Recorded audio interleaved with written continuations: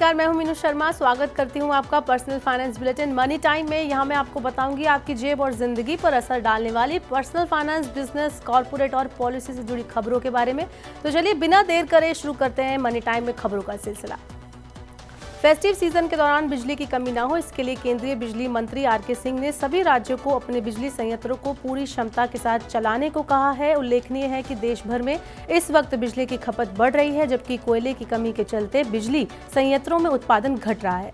ऐसे में बिजली की बढ़ती मांग को पूरा करने के लिए राज्यों को सभी बिजली संयंत्रों को पूरी क्षमता के साथ चलाने की जरूरत है। आर.के. सिंह का कहना है कि कुछ राज्य अपना खर्च घटाने के लिए बिजली संयंत्रों को पूरी क्षमता के साथ नहीं चलाते हैं और इसके लिए केंद्रीय पूल का सहारा लेते हैं। इससे कई बार गंभीर समस्या खड़ी हो जाती है।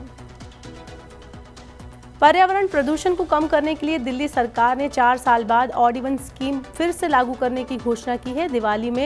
दिवाली के बाद 13 से 20 नवंबर तक ऑड इवन योजना को लागू किया जाएगा। आपको बता दें कि इस योजना की अवधि बढ़ाने पर फैसला 20 नवंबर के बाद लिया जाएगा। ऑड इवन योजना के तहत ऑड या इवन रजिस्ट्रेशन वाले वाहनों को एक दिन छोड़कर एक दिन चलाने की अनुमति दी जाती है।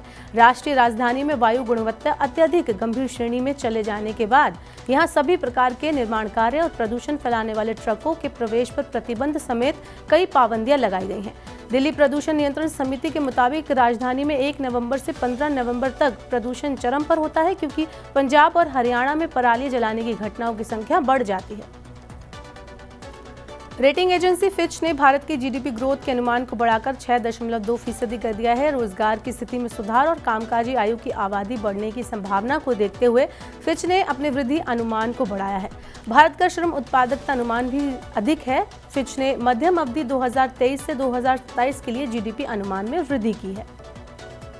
मॉर्गन स्टैनली का कहना है कि अंतर्राष्ट्रीय बाजार में कच्चे तेल का भाव अगर 110 के ऊपर जाता है और उस स्तर पर बना रहता है तो उसका असर भारत की आर्थिक स्थिरता पर नकारात्मक पड़ेगा। ऐसे में भारतीय रिजर्व बैंक को ब्याज दरें बढ़ाने पर मजबूर होना पड़ेगा। मॉर्गन स्टैनली का मानना है कि कच्चे तेल की महंगाई को लेकर भारत सबसे संवेदनशील एशियाई अर्थव्यवस्था है और कच्चे तेल की कीमतों में हर $10 की बढ़ोतरी होने पर भारत में महंगाई दर में 50 बेसिस पॉइंट की बढ़ोतरी होती है।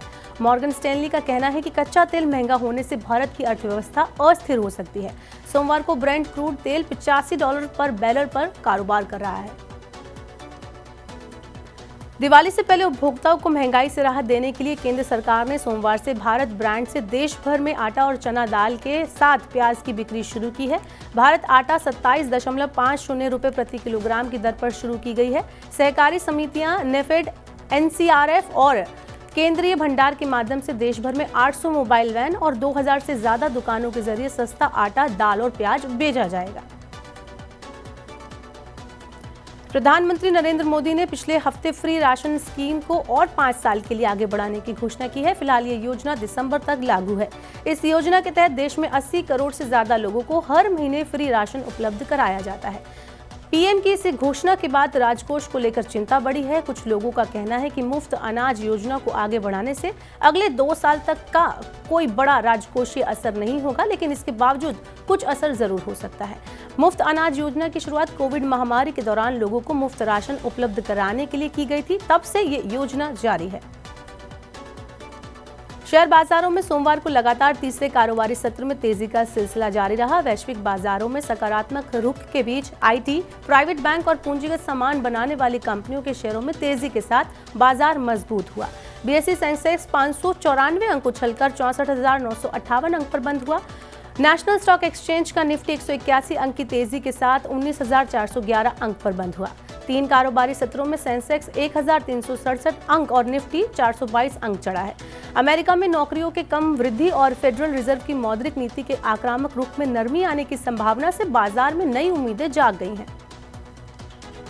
कमजोर वैश्विक संकेतों के बीच दिल्ली सराफा बाजार में सोमवार को सोना 50 रुपए की गिरावट के साथ 61,750 रुपए प्रति 10 ग्राम रह गया। वहीं चांदी की कीमत 75,200 रुपए प्रति किलोग्राम पर अपरिवर्तित रही। अंतर्राष्ट्रीय बाजारों में सोने की कीमतें गिरावट के साथ $1,985 प्रति औंस रह गई, जबकि चांदी भी गिरावट के साथ $23.15 प्रति औंस रही। बैटरी स्वैपिंग की सुविधा देने वाली कंपनी गोगोरो ने देश भर में बैटरी स्वैपिंग स्टेशन स्थापित करने के लिए हिंदुस्तान पेट्रोलियम कॉर्पोरेशन लिमिटेड के साथ समझौता किया है। गोगोरो अमेरिकी स्टॉक एक्सचेंज नेस्डेक्स पर लिस्टेड कंपनी है। गोगोरो ने कहा है कि इस समझौते के तहत पूरे देश में HPCL के पेट्रोल पंपों पर बैटरी स्वैपिंग केंद्र स्थापित किए जाएंगे। इससे देश भर में इलेक्ट्रिक दोपहिया वाहनों के लिए एक व्यापक बैटरी स्वैपिंग इंफ्रास्ट्रक्चर विकसित होगा। दिल्ली सरकार अपने कर्मचारियों को दिवाली पर बोनस देगी। मुख्यमंत्री अरविंद केजरीवाल ने समूह बी, गैर राजपत्रित और समूह सी के कर्मचारियों के लिए दिवाली बोनस की घोषणा की है। सरकार के इस फैसले से करीब 80,000 कर्मचारियों को दिवाली से पहले बोनस मिलेगा। बोनस के लिए सरकार ने 56 करोड़ रुपए आवंटित किए हैं।